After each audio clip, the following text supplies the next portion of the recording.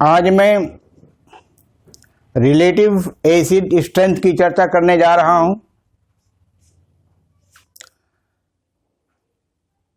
Relative acid strength से संबंधित problem मैं आपके सामने रखूंगा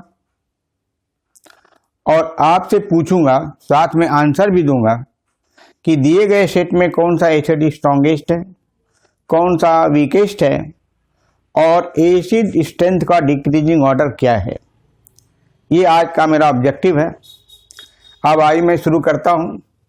जैसा हेडलाइन लिखा हुआ है, relative acid strength of carboxylic acids. Relative acid strength of carboxylic acids, problems and solutions. Problems मैं दूंगा, सॉल्यूशन भी मैं आपको दूंगा। ये प्रॉब्लम इस फॉर्म में है, to identify strongest and weakest carboxylic acids as well as mention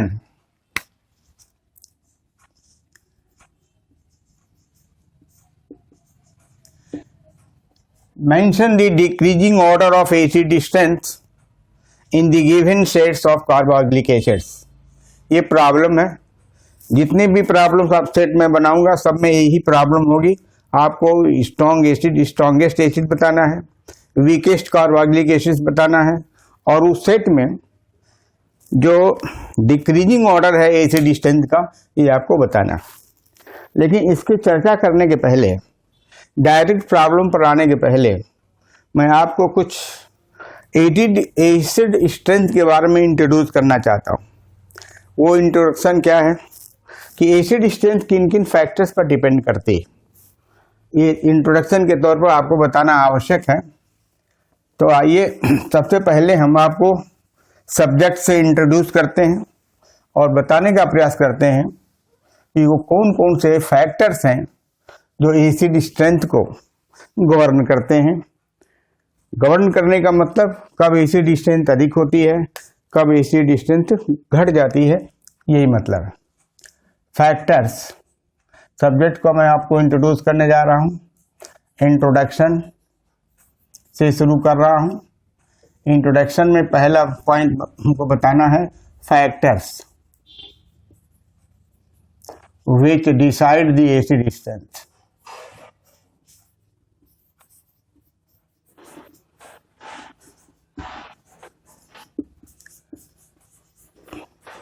of carboxylic acids.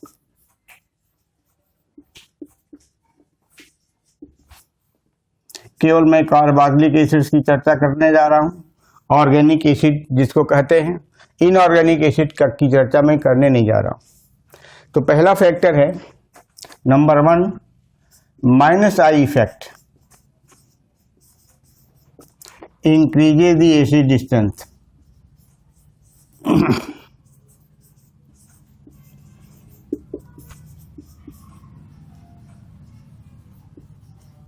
-I effect increases the acid strength. Number 2 +I effect decreases the acid strength.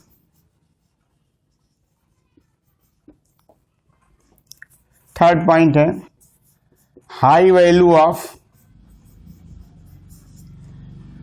acidity constant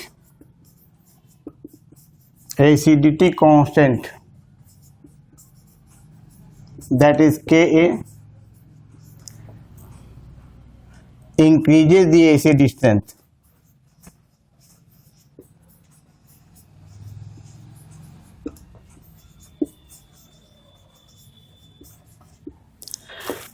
Fourth point, low value of pKa, low value of pKa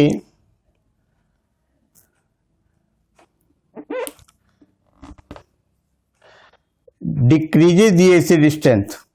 High value, very high value increases the acid strength, whereas low value of pKa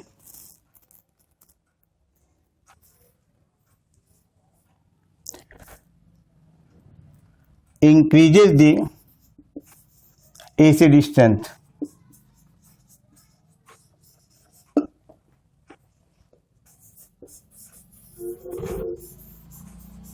This is low value and this is the high value. Next point है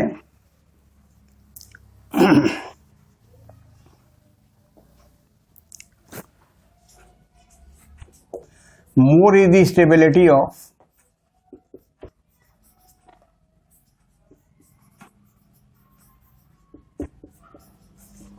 carboxylate ion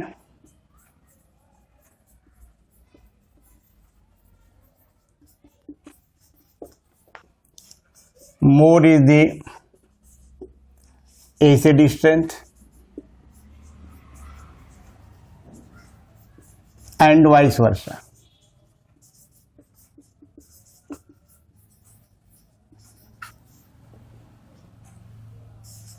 Sixth point,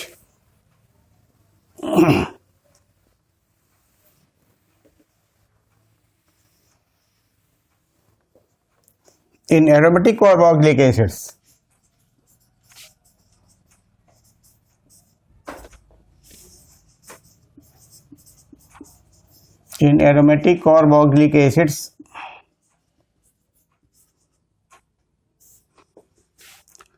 number one, the electron withdrawing group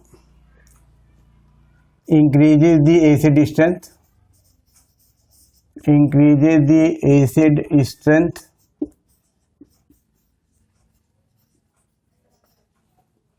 Second point, the electron donating group decreases the acid strength.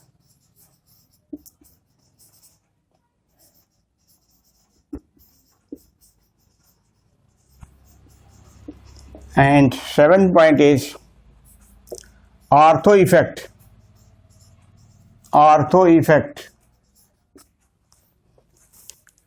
increases the acid strength.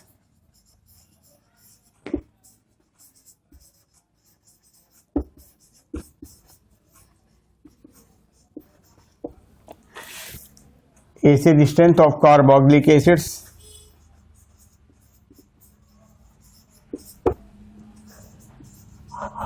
irrespective of the nature of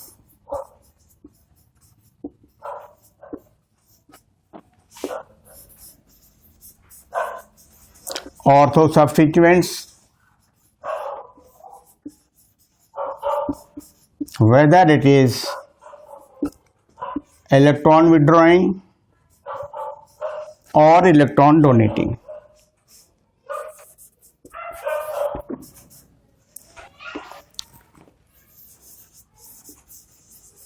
Electron withdrawing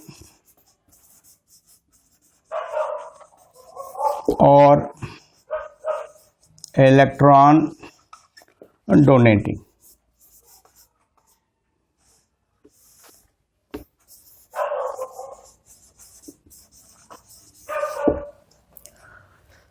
Ortho effect always increases.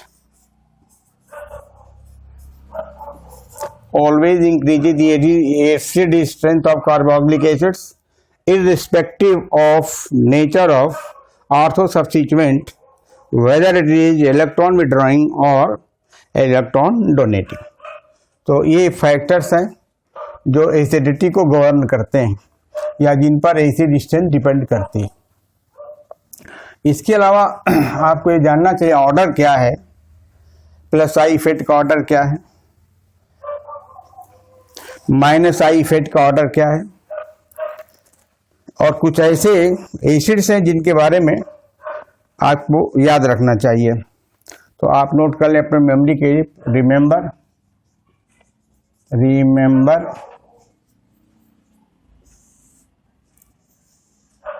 पहले हम शुरू करते हैं minus I effect का order of minus I effect. Benzene का phenyl group का minus I effect सबसे कम होता है, C6H5. इससे ज़्यादा आयोडीन का होता है, फिर ब्रोमीन का, फिर क्लोरीन का, फिर ये फ्लोराइड का। इसके बाद और भी ग्रुप्स हैं, इसके उससे ज़्यादा साइनाइड का होता है, इससे ज़्यादा NO2 का होता है, इससे ज़्यादा CF3 का होता है। ऐसे आपको याद करना पड़ेगा। ये आपका -I का ऑर्डर है। उसी तरह से order of plus E effect, order of plus I effect. तो प्लस I इफेक्ट सबसे कम, प्लस I इफेक्ट CH3 में सबसे कम होता है। इसके बाद इथाइल में होता है इससे ज़्यादा, इससे ज़्यादा होता है आइसोप्रोपाइल में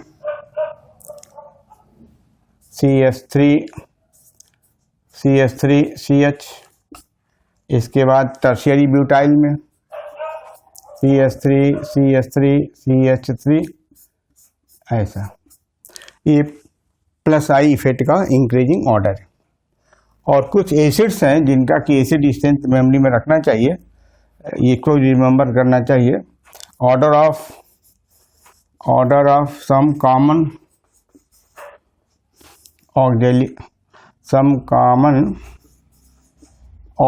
कार्बोक्सिलिक एसिड्स,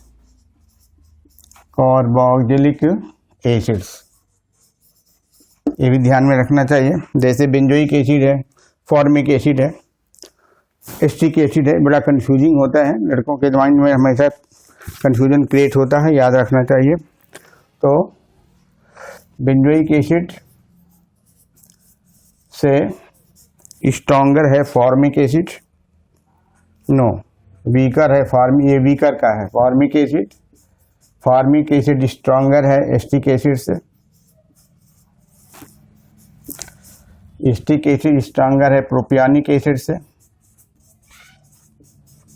और प्रोपियोनिक एसिड स्ट्रॉन्गर है आइसोब्यूटारिक एसिड से,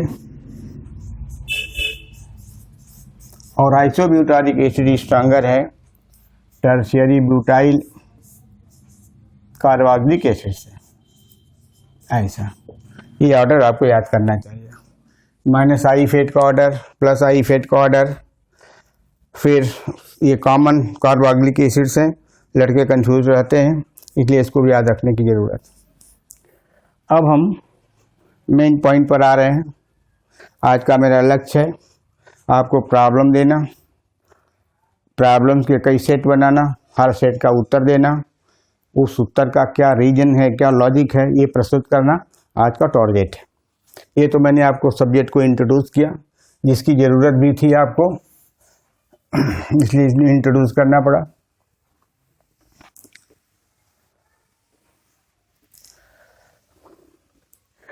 जरा उसमें pKa वाला वैल्यू देख लीजिएगा, अपने समझ से सही लिखा हूँ, और उसमें दिक्कत हो उसमें करेक्ट कर लीजिएगा। अब हम शुरू करते हैं। सेट, पहला सेट देखिए, पहला सेट नंबर 1 क्या है? सेट 1 4 एसिड्स दिए हुए हैं। एसिड ए है,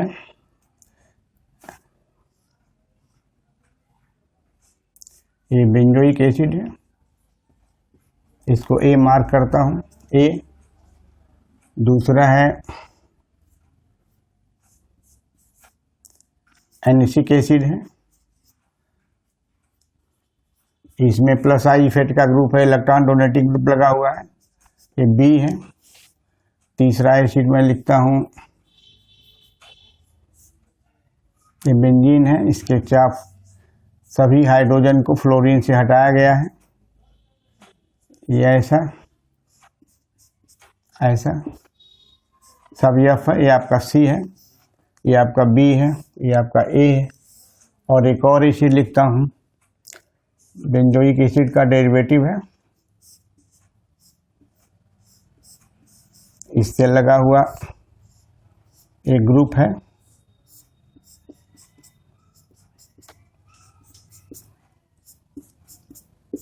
ये आपका D है। ये 4 एसिड्स आपके सामने रखे गए। एक बेंजोइक एसिड है, इसके पास कोई सब्स्टिट्यूएंट नहीं है, ये आपका सब्स्टिट्यूटेड बेंजोइक एसिड है, पैरामेथॉक्सी बेंजोइक एसिड है, यह जो CH3 ग्रुप है इलेक्ट्रॉन डोनेटिंग ग्रुप है, इलेक्ट्रॉन डोनेटिंग ग्रुप है। ये आपका ये पेंटाफ्लोरोबेंजोइक एसिड है, ये C है, और ये आपका D है, जिसमें ये पेंटाफ्लोरोबेंजीन पैरा पोजीशन पर सब्स्टिट्यूएंट के रूप में है। ये बड़ा ही इंटरेस्टिंग एग्जाम्पल है। इस तरह के एग्जाम्पल्स को सॉल्व करने के पहले क्या जानना चाहिए कि इसमें -I इफेक्ट है क्या, +I इफेक्ट है क्या, आर्थो इफेक्ट है क्या, ये सब को माइंड में रख लेना चाहिए। तो अब आइए हम आपका सलूशन देते हैं। इस सलूशन में आपको सबसे पहले क्या बताना है, स्ट्रॉन्गेस्ट एसिड कहाँ है। स्ट्रॉन्गेस्ट एसिड सर्च कीजिए। देखिए बेंजोइक एसिड से कमज़ोर एसिड यह है क्योंकि पैरा पोजीशन पर इलेक्ट्रॉन डोनेटिंग ग्रुप रखा हुआ है। इसके हाइड्रोजन के रिलीज को कम कर देगा, हाइड्रोजन ज़्यादा नहीं निकलेगा। इससे ज़्यादा हाइड्रोजन तो इसका निकल जाएगा।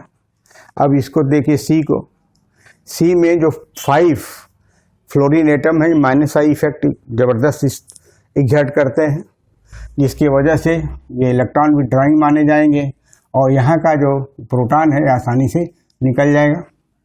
तो ये जो C है वो स्ट्रॉन्गेस्ट एसिड होगा। हम लिख देते हैं रीजन क्या है, स्ट्रॉन्गेस्ट एसिड क्या है, C है। रीजन भी बता देता हूँ। रीजन में क्या जानना है आपको, इसके पास क्या क्या है। It has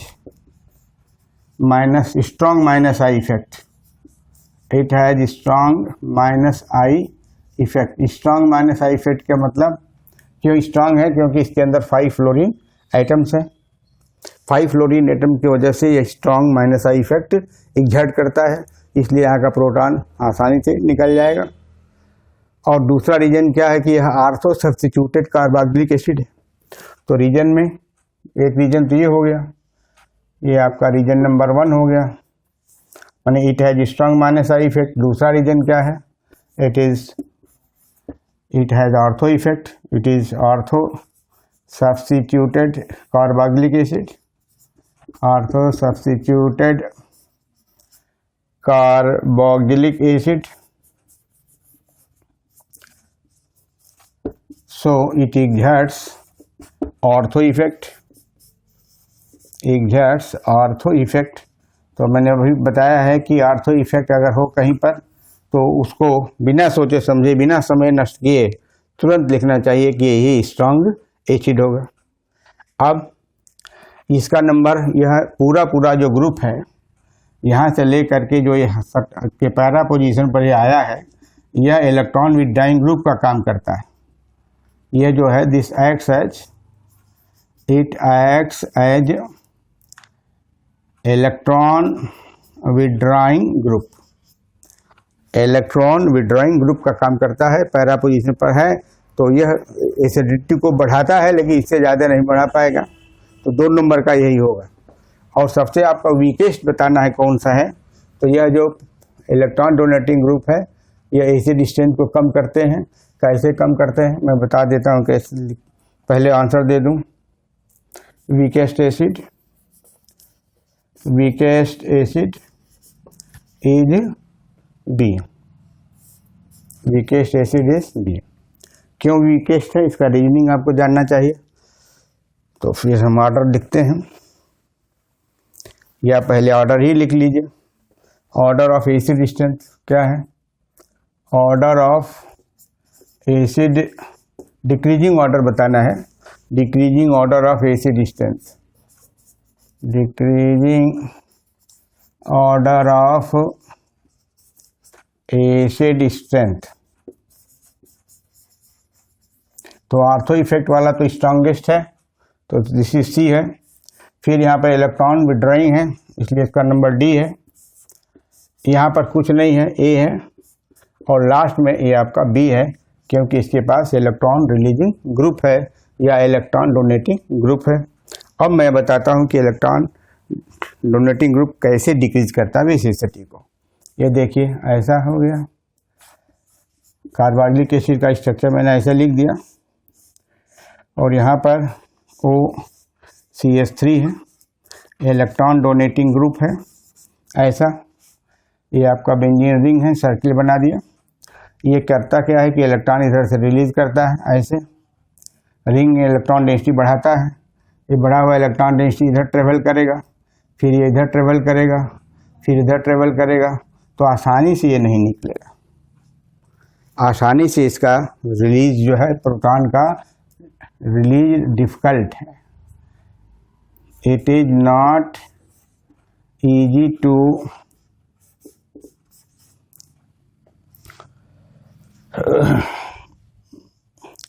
it is not easy to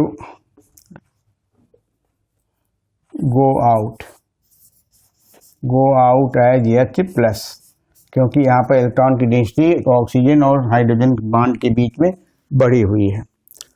और ये इलेक्ट्रॉन विथड्रॉइंग का देख लीजिए क्या है। इलेक्ट्रॉन विथड्रॉइंग है तो ये कौन सा काम करता है, इसकी केमिस्ट्री में यहीं बता देता हूँ। ये आपका C है, ऐसा है, O है और ये ऐसा है। ये जस्ट उल्टे डायरेक्शन में खींचेगा, यहाँ खिंचाव इधर आ जाएगा, ये इलेक्ट्रॉन इधर हो जाएगा, डिस्प्लेसमेंट ऐसा होगा, यहाँ से प्रोटॉन रिलीज हो जाएगा। तो इजी रिलीज ऑफ प्रोटॉन हो जाएगा, easy release of H+ ion हो जाएगा। डायरेक्शन ही बता दे रहा है, एरो का डायरेक्शन ही बताता है कि इसमें इजी रिलीज होगा प्रोटॉन अथवा इसमें इजी रिलीज होगा प्रोटॉन। तो जो पहला सेट है आपके सामने रख दिया और इसका आंसर भी आपको बता दिया, रीजन भी समझा दिया। अब मैं दूसरे सेट के तरफ चलता हूँ। सेट नंबर 2, इसमें भी 4 कार्बोक्सिलिक एसिड्स हैं।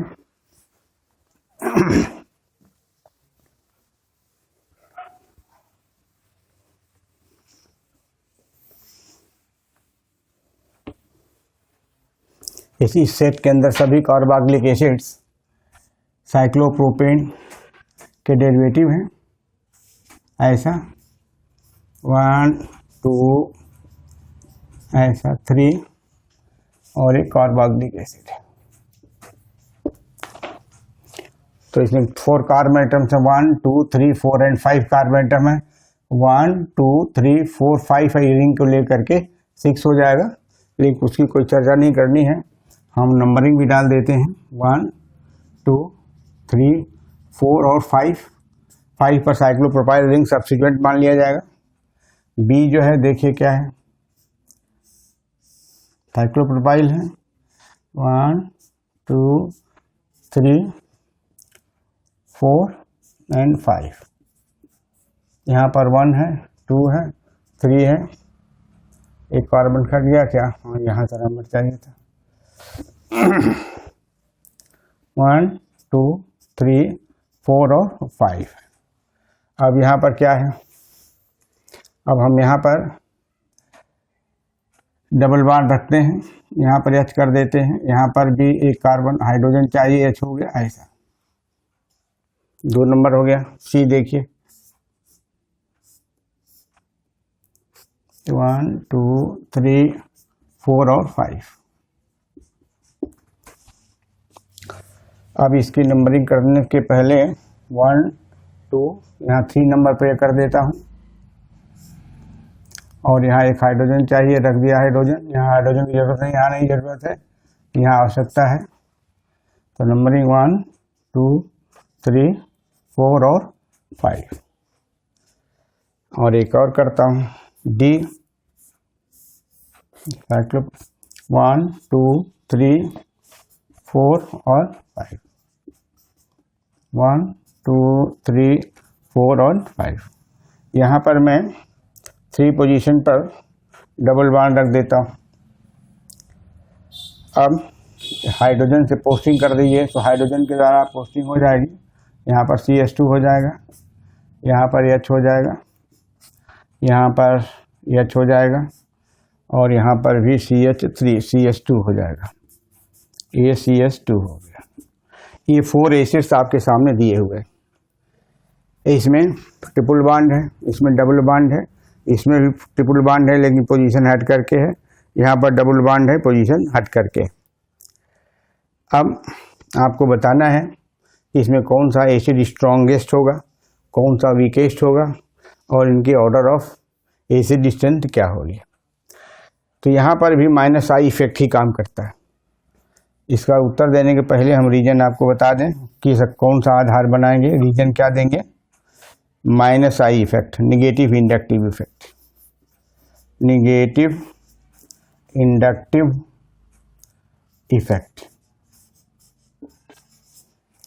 Negative inductive effect is the key effect, is the key effect. अब देखिए की इफेक्ट में क्या है, यहाँ पर कार्बन sp हाइब्रिडाइज स्टेट का है जो कार्बोनिल ग्रुप से लगा हुआ है, यहाँ का sp2 से लगा हुआ है, यहाँ का sp3 से लगा हुआ है, यहाँ का कार्बोनिल ग्रुप sp3 कार्बन से बॉन्डेड है, यहाँ का sp2 कार्बन से बॉन्डेड है, यहाँ का sp3 कार्बन से बॉन्डेड है, दिस इज sp3 और यहाँ का भी बॉन्डेड है sp3 से। अब इनका ऑर्डर क्या है आपको मतलब है कि कार्बन sp वाला मोर इलेक्ट्रोनिगेटिव है देन sp2 से और sp2 वाला ज़्यादा इलेक्ट्रोनिगेटिव है sp3 से। ये इनके निगेटिव इंडक्टिव इफेक्ट का ऑर्डर है।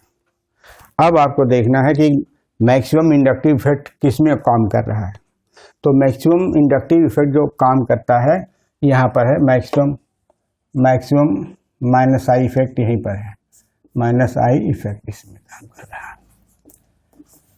और मिनिमम जो काम करता है वो यहाँ काम, ये बीच का मॉडरेट काम करता है, मॉडरेट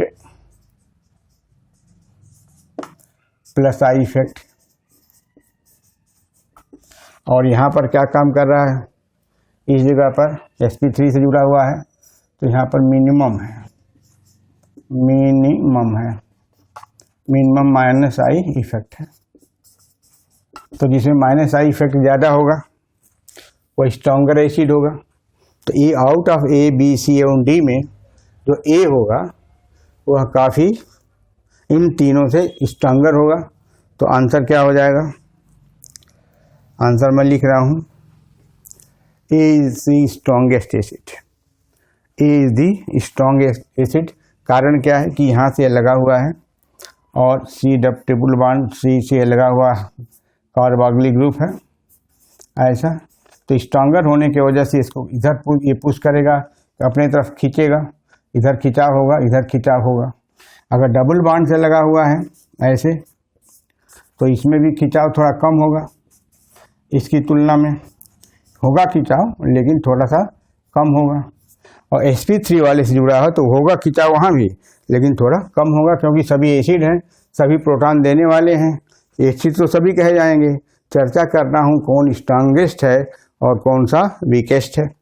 तो स्ट्रॉन्गेस्ट की चर्चा मैंने कर दिया, ए इज दी स्ट्रॉन्गेस्ट और बी जो होगा उसके बीच में आएगा। तो पहले लिखिए स्ट्रॉन्गेस्ट एसिड क्या है। सॉल्यूशन यहाँ दे रहे हैं, solution strongest acid is a. क्यों ये है, क्योंकि यह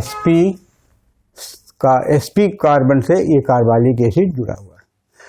और वीकेस्ट कौन सा होगा, वीकेस्ट के लिए आपको दो में निर्णय करना होगा, किसमें 3 और 4 में नहीं, सी और डी में निर्णय लेना होगा।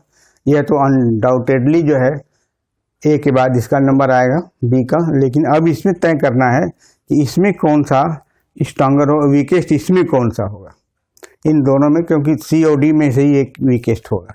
अब देखिए क्या हमको सोचना है, सोचना ये है कि यहाँ तक की बात तो कॉमन है, ये मैटर तो कॉमन है, यहाँ तक sp3 यहाँ है ये तो कॉमन है। यहाँ पर डिफरेंस हो रहा है, डिफरेंस का जो पॉइंट है ये है, सीधाई में मैंने नहीं लिखा है लेकिन आपको मैं बता दूं कि ये ट्रिपली बॉन्डेड कार्बन है और ये डबली बॉन्डेड कार्बन है। इसमें इसको कंपेयर करना कि इनमें से, क्योंकि 1 2 पोजीशन तो सेम है, 3 पोजीशन को आपको कंपेयर करना। यहाँ का कार्बन sp है, ये कार्बन sp है और यह जो कार्बन है वो sp2 है, तो कौन ज़्यादा खींचेगा? sp वाला ज़्यादा खींचेगा, ये कम खिंचाव करेगा, तो वीकेस्ट आपका होगा D। वीकेस्ट आपका D हो गया। तो स्ट्रॉन्गेस्ट एसिड मालूम हो गया, वीकेस्ट एसिड मालूम हो गया। अब इनके ऑर्डर ऑफ डिक्रीजिंग ऑर्डर क्या है एसिडिटी का? तो अब दो आंसर तो आपको है, बीच में आपको भरना है, वो मैं भर देता हूँ। तो क्या करें, अच्छा मिटा के लिखता हूँ। ये तो हो गया, आपने लिख लिया AOD का। अब order of decreasing order of acidity, decreasing order of acidity या एसिड स्ट्रेंथ।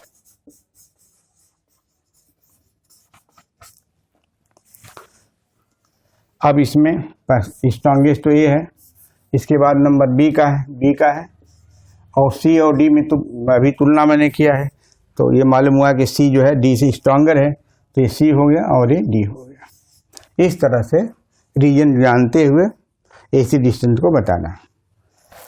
तो ये भी सेट कंप्लीट हो गया। अब मैं तीसरा सेट देने जा रहा हूँ आपको, third set.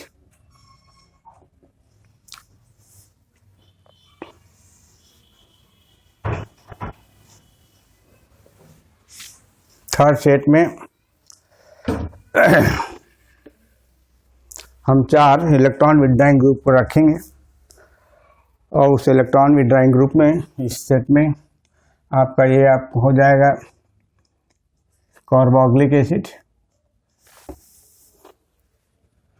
CH2 CN cyano group से लगा हुआ है, ये आपका CO2H हो गया, ये आपका एसिड नंबर 1 हो गया। यहाँ पर NO2 लगा दिया, CH2 से लगा दिया, CO2H हो गया, ये दिस इज और B हो गया।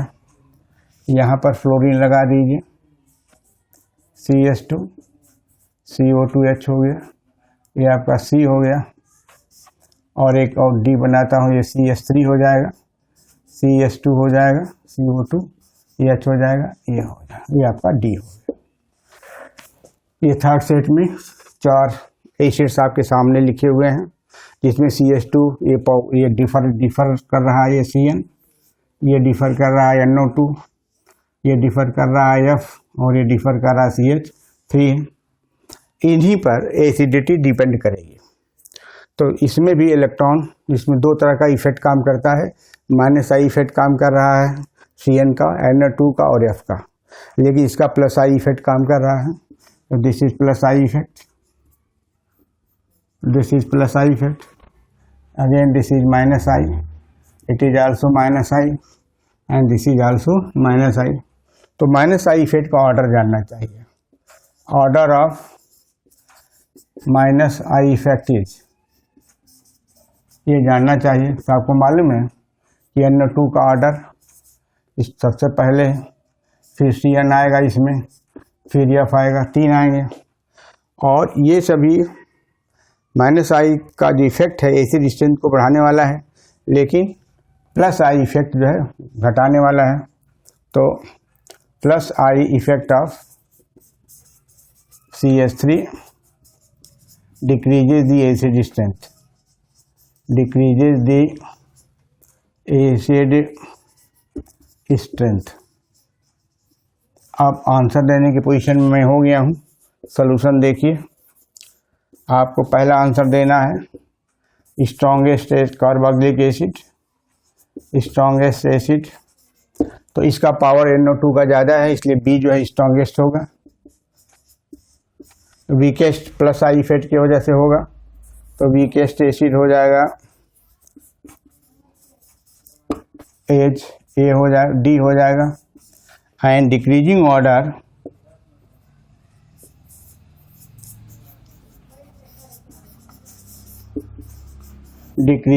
हो जाएगा of acid strength as. Decreasing order में सबसे ज़्यादा पहले रखेंगे, तो B आपका स्ट्रॉन्गेस्ट है।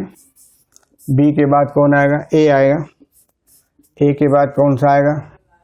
C आएगा और लास्ट में कौन सा आएगा, D आएगा। ये आपका स्ट्रॉन्गेस्ट हो गया, वीकेस्ट हो गया, decreasing order of acid strength हो गया। इसका जो सोल्यूशन है या रीजन दिया गया है, माइनस आई इफेक्ट ऑपरेट कर रहा है और प्लस आई इफेक्ट ऑपरेट कर रहा है। माइनस आई का ऑर्डर Na2Cl और F का है, तो जिसमें ज़्यादा माइनस आई इफेक्ट एग्जर्ट होता है उसकी एसिड स्ट्रेंथ ज़्यादा होगी, क्योंकि प्रोटॉन का रिलीज इसमें ज़्यादा होगा। मैं इसके पहले ही बता चुका हूँ। अब अगला सेट नंबर 4 देखिए। सेट 4 क्या है?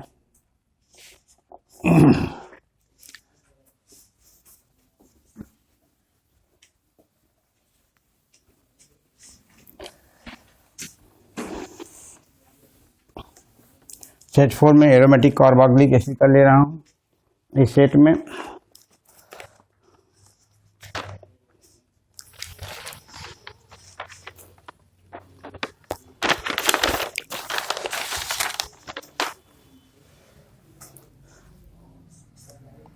ये आपका Na2 ले लिया, एक कार्बोक्सिलिक एसिड है। यहाँ पर CH3 ले लिया, एक कार्बोक्सिलिक एसिड है। यहाँ पर बेंजोइक एसिड ले लिया और यहाँ पर ऑर्थोनाइट्रो कार्बोक्सिलिक एसिड हो गया। इसको A कर दीजिए, B करिए, C करिए और D कर दीजिए। ये आर्थो इफेक्ट का कंपाउंड है, ऑर्थो एसिड है। ऑर्थो एसिड का बताए हैं कि इसकी एसिडिटी स्ट्रॉन्गेस्ट होती है, तो एक आंसर तो आपको मिल गया सोल्यूशन के लिए।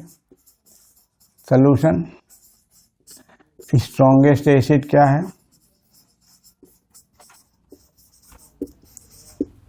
स्ट्रॉन्ग एसिड D हो गया। अब वीकेस्ट की चर्चा करिए।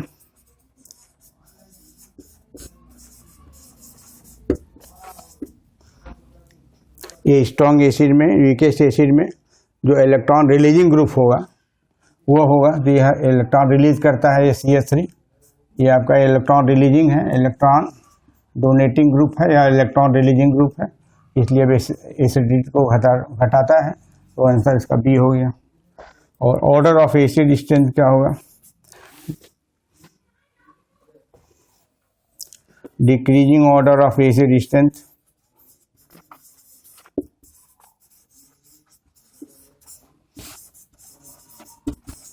एसिड स्ट्रेंथ क्या होगा? तो सबसे पहले स्ट्रॉन्गेस्ट वाला D हो जाएगा और D के बाद ये A जो है इलेक्ट्रॉन विड्रॉइंग है, ये बढ़ाता है, इलेक्ट्रॉन विड्रॉइंग ग्रुप इंक्रीज करता है एसिड स्ट्रेंथ को। तो D के बाद नंबर आएगा A का, A के बाद नंबर आएगा C का, क्योंकि इसमें कोई नहीं है, इलेक्ट्रॉन रिलीजिंग और इलेक्ट्रॉन डोनेटिंग कोई नहीं है।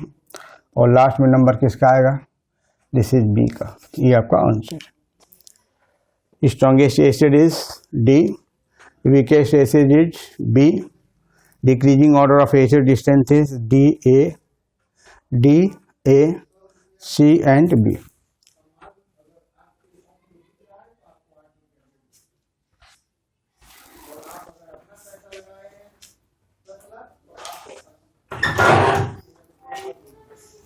अगला सेट आपको मैं सबमिट कर रहा हूँ। 5वां सेट होगा।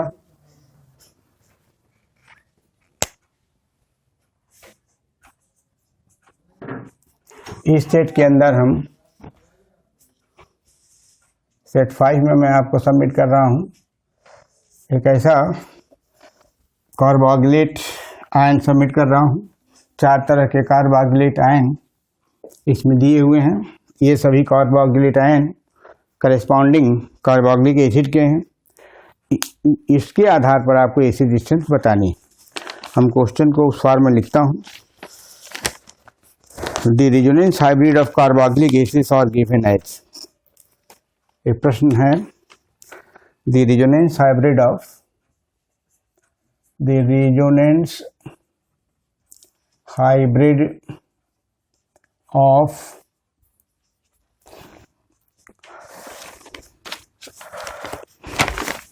carboxylic acid, respective carboxylic acid carboxylic acids और mentioned as A, B, C and D। आपको बताना है कि इसमें से कौन सा एसिड किस करस्पॉन्डिंग एसिड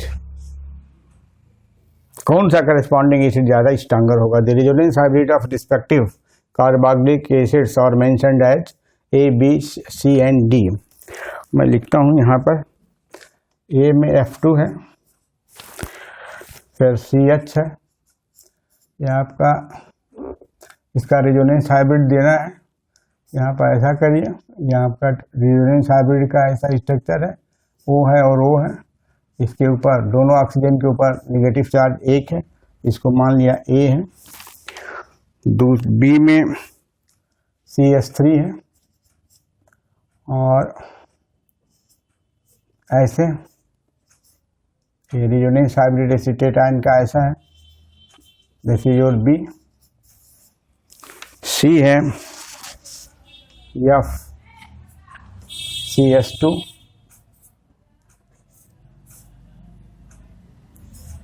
ऐसा, दिस इज योर C। और D में आता है Cl2 है, CH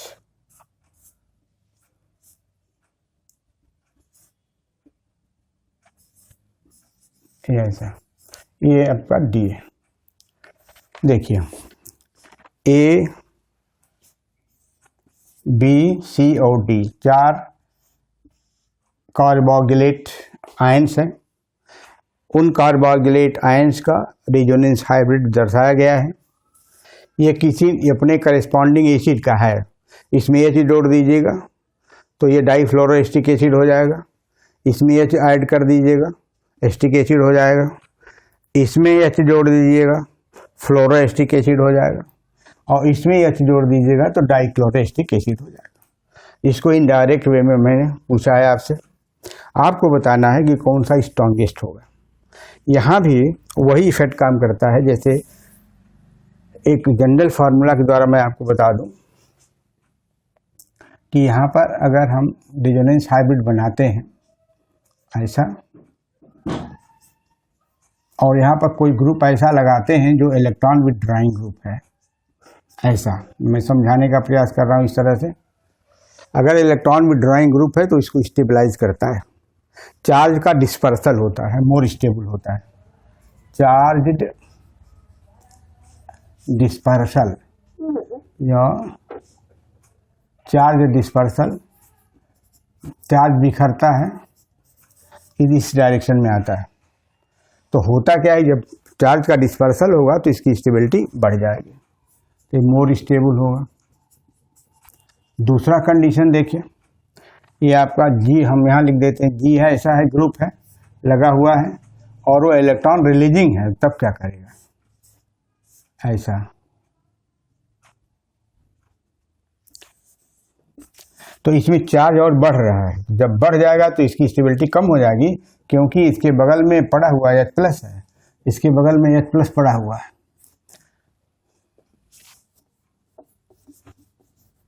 H+ है, इनडायरेक्टली मैं लिख रहा हूँ समझाने के लिए। तो यहाँ पर चार्ज का डिस्पर्सल इधर हो रहा है तो H पर कोई प्रभाव नहीं पड़ेगा, बहुत देर तक H+ के रूप में रहेगा, अर्थात यह एसिड स्ट्रॉन्गर होगा। और इस पर चार्ज बढ़ रहा है, इंटेंसिफिकेशन ऑफ चार्ज हो रहा है, इंटेंसिफिकेशन ऑफ चार्ज हो रहा है, इंटेंसिफिकेशन ऑफ चार्ज। इसका मतलब ये हुआ कि चार्ज बढ़ने के कारण यह जो प्रोटॉन इससे बिछड़ा हुआ है, दूर है, अट्रैक्ट हो जाएगा, तो अनडिसोसिएटेड एसिड में बदल जाएगा। तो होगा क्या कि लेस स्टेबल हो जाएगा। यह कैसा होगा, लेस स्टेबल होगा। हम यहाँ लिखते हैं लेस स्टेबल कार्बोक्सिलेट आयन, ये लेस स्टेबल होगा। तो आपको लिखा चुका हूँ कि अगर कार्बोक्सिलेट आयन मोर स्टेबल है तो उसका एसिड रेजिस्टेंस ज़्यादा होगा, अगर कम स्टेबल है तो उसकी एसिड रेजिस्टेंस कम होगी। मैंने आपको ऑलरेडी बता चुका। अब इस पर आइए, इस सब चीज़ों की चर्चा यहाँ देखिए। अब चार्ज का डिस्पर्सल किस में ज़्यादा होगा? चार्ज का डिस्पर्सल सबसे ज़्यादा इसमें होगा, maximum charge dispersal, maximum charge dispersal, सबसे ज़्यादा चार्ज डिस्पर्सल इसी में होगा। तो स्ट्रॉन्गेस्ट तो यही होगा। तो स्ट्रॉन्गेस्ट एसिड क्या होगा? ये होगा। तो इस पांचवें सेट का मैं आंसर ऊपर लिखता हूँ, क्योंकि मिटा दूंगा तो पूरा कॉन्सेप्ट खत्म हो जाएगा। तो देखिए यहाँ पर आंसर ऊपर दे रहा हूँ, स्ट्रॉन्गेस्ट एसिड इज ए, क्योंकि चार्ज का डिस्पर्सन इसमें ज़्यादा है, बहुत ज़्यादा स्टेबल होगा, मोस्ट स्टेबल यही होगा। फिर वीकेस्ट जिसमें कम स्टेबल होगा, वीकेस्ट एसिड कौन सा होगा? वीकेस्ट में जिसमें चार्ज का डिस्पर्सल कम होता होगा। तो अब देखिए चार्ज का डिस्पर्सल किस में कम होगा? ये ग्रुप है, ये तो खींचने वाला है, ये भी ग्रुप खींचने वाला है, ये भी ग्रुप खींच रहा है, और ये भी ग्रुप रिलीज कर रहा है। तो ये बी में चार्ज का इंटेंसिफिकेशन हो रहा है, अर्थात यह जो होगा इसका जो ये आयन होगा, कार्बोक्सिलेट आयन होगा, वो लेस स्टेबल होगा।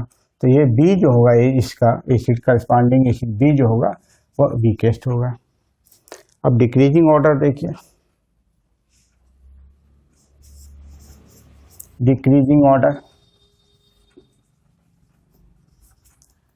ऑफ एसिड स्ट्रेंथ और एसिडिटी इज, देखिए मैक्सिमम माइनस आई इफेक्ट यहाँ पर है, और ये स्ट्रॉन्गर माइनस आई इफेक्ट का एलिमेंट फ्लोरीन है, और ये 2 है, यहाँ पर 2 क्लोरीन है, तो इसका जो होगा ए का पावर ज़्यादा होगा।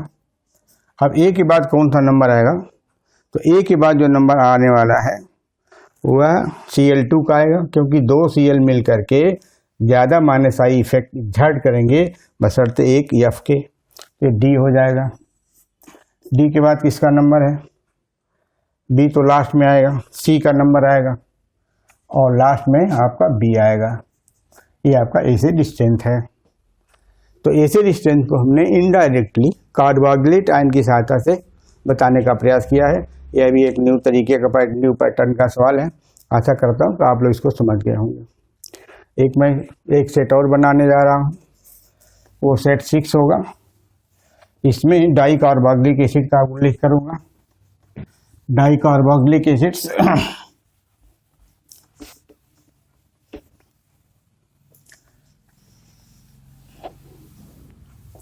सेट 6 देखिएगा, सेट को अपना ठीक रखिएगा कौन सा सेट है। इसमें कर रहा हूँ 7 होगा या 6 होगा, व्हाट एवर इट में भी। This is lost set. आपको 4 कंपाउंड्स में लिख रहा हूँ, CH2 COOH है, ऐसा आपका A है। दूसरा, इसमें दोनों हाइड्रोजन को F से हटा दिया, ऐसा। फिर तीसरा लिखने जा रहा हूँ, जिसमें एक F होगा और एक Cl होगा, ऐसा। और एक और लास्ट वाला ये लिखने जा रहा हूँ, इसमें दोनों Cl होंगे, COH है। ये मेलोनिक एस्टर है, आपका स्टार्टिंग मेलोनिक एस्टर है, नो मेलोनिक एसिड है। मेलोनिक एसिड के ये सभी डेरिवेटिव्स हैं, difluoro, फ्लोरोक्लोरो and chlorofluoro and dichloro, सब डेरिवेटिव्स हैं। इसको B मान लिया, इसको C कर लिया और इसको D कर लिया, ऐसा। इन वही चीज़ होगा, माइनस आई इफेक्ट सब में काम कर रहा है, इसमें प्लस आई इफेक्ट काम कर रहा है, यहाँ पर माइनस आई इफेक्ट काम कर रहा है, सर्वाधिक माइनस आई इफेक्ट इसी में है। यहाँ भी माइनस आई है फ्लोरीन क्लोरीन का, यहाँ भी माइनस आई इफेक्ट दोनों क्लोरीन का है। आप अनुमान लगा सकते हैं इतना पढ़ाने के बाद कि कौन सा माइनस आई इफेक्ट ज़्यादा महत्वपूर्ण होगा इसमें, यह निर्धारित करने के लिए कि स्ट्रॉन्गेस्ट एसिड कौन सा है। तो ये आपका स्ट्रॉन्गेस्ट एसिड लिख रहा हूँ, माइनस आई इफेक्ट इसमें ज़्यादा है, इसलिए नंबर B हो गया, स्ट्रॉन्ग एसिड B हो गया। वीकेस्ट देखिए, वीकेस्ट एसिड जिसमें कोई माइनस आई इफेक्ट नहीं काम कर रहा है बल्कि प्लस आई इफेक्ट काम करता है, तो ये आपका ए हो गया। अब ऑर्डर ऑफ एसी डिस्टेंस क्या है? Order of AC distance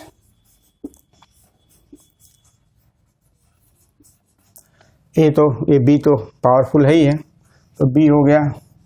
B के बाद किसका नंबर आएगा? इसमें फ्लोरीन क्लोरीन है, ज़्यादा हाई होगा इसकी तुलना में, तो ये नंबर सी हो गया। फिर डी हो गया और लास्ट में क्या होगा? ए हो गया। ये आपका ऑर्डर हो गया। तो इस तरह से मैंने आपको एसी डिस्टेंस बताया, क्वेश्चन के फॉर्म में बताया, इंट्रोडक्शन में बता दिया, सारी जो भूमिका थी जो भी बताना था बता दिया। ये बड़ा ही उपयोगी होगा आपके लिए। Thank you very much.